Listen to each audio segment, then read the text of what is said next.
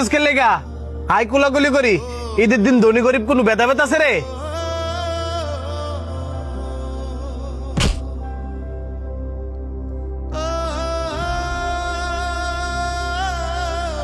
খারাস কুন্ডালের কয়দিন ধরে দিয়ে এক পাঞ্জাবি ফিরে রিসোস, আজ কইলে যে ঈদের দিন, এই ঈদের দিন তোর এই পাঞ্জাবি ফিরে যাওয়া লাগে? কালকা মায় রাত্রি পাঞ্জাবিটা ধুয়ে দিছে, এটা ধোয়া পাঞ্জাবি। দুয়াইলে কি হইবো, এটা তো পুরান পাঞ্জাবি। ঈদের দিন মানুষ নতুন পাঞ্জাবি পরে, এটাও জানোস না? আয়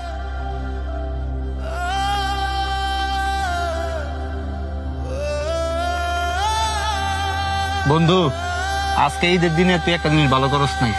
ভালো করি নাই? কি ভালো করি নাই? তুই একটা মানুষের মনে কষ্ট দিছস। মানুষের মনে কষ্ট দেওয়া ঠিক না। তুই শান্তরে কইছস না ঈদের দিন নতুন জামা পরে নামাজ পড়তে হইব, এটা কোনো জায়গাত লেখা নাই। আমগো রাসূলুল্লাহ সাল্লাল্লাহু আলাইহি ওয়াসাল্লাম কি কইছে জানোস? ঈদের দিন নতুন জামা পড়তে হইব এমন কোনো কথা নাই। তুমি ঈদের দিন পরিষ্কার পরিচ্ছন্ন জামা পরে সালাত আদায় করতে পারবা। ঈদ মানে কি জানোস? সবার সাথে সবার আনন্দ ভাগাভাগি করে নেওয়া। ঈদের দিনে কোনো ধনী গরিব ভেদাভেদ চলে না। তোর যদি কোনো চিরশত্রু থাকে, তোর উচিত ঈদের দিন হ্যার সাথে মুসাফা করা, হ্যার কাছে টাইনা নেওয়া। তুই ঠিকই কইছস। তাড়াতাড়ি আয়, সবাই মনে হয় দিকটা গরু উতাই লাইছে। বন্ধু রে, কুরবানি গোস্ত খাওয়ার মজাই আলাদা। আর আমার মা যা রান্না করছে, খায়া দেখ আমার পেটের অবস্থা। আমার মা রাতে রান্না কম না, আবার হয়েছে মহিষের গুস্ত। আর হের কথা কি কইবি, হের তো কুরবানি দিছে গাই গরু। রে তোর গাই গরুর গুস্ত কেমন লাগলো? গাই গরুর গুস্ত স্বাদ যদি বুঝদি রে, তাইলে কি আর হাড় গরু খাইলে হইলে? গায়ে গরুর গুস্ত মজা, এটা আমিও শুনছি। কিরে শান্ত, তুই দূরে খাচ্ছিস কি লিগা? কাছে আয়, তুই কি ভাত খাইছ শুনি? আমি খাইছি না অন। খাইছস নাকি লিগা?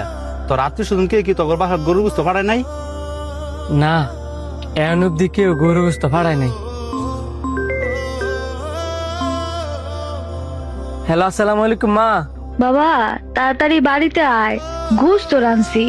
তোর বন্ধু জানি আছে না, হ্যাঁ গো কোরবানির গোস্ত দিয়ে গেছে। ঠিক আছে মা, আমি আইতাছি। কিসে বারবার আমারে পিতা খাইতেছিস কে লিগা? আমার অপমানও করস, আবার আমার বাসাত গরুর গুস্ত ফাড়াইছস।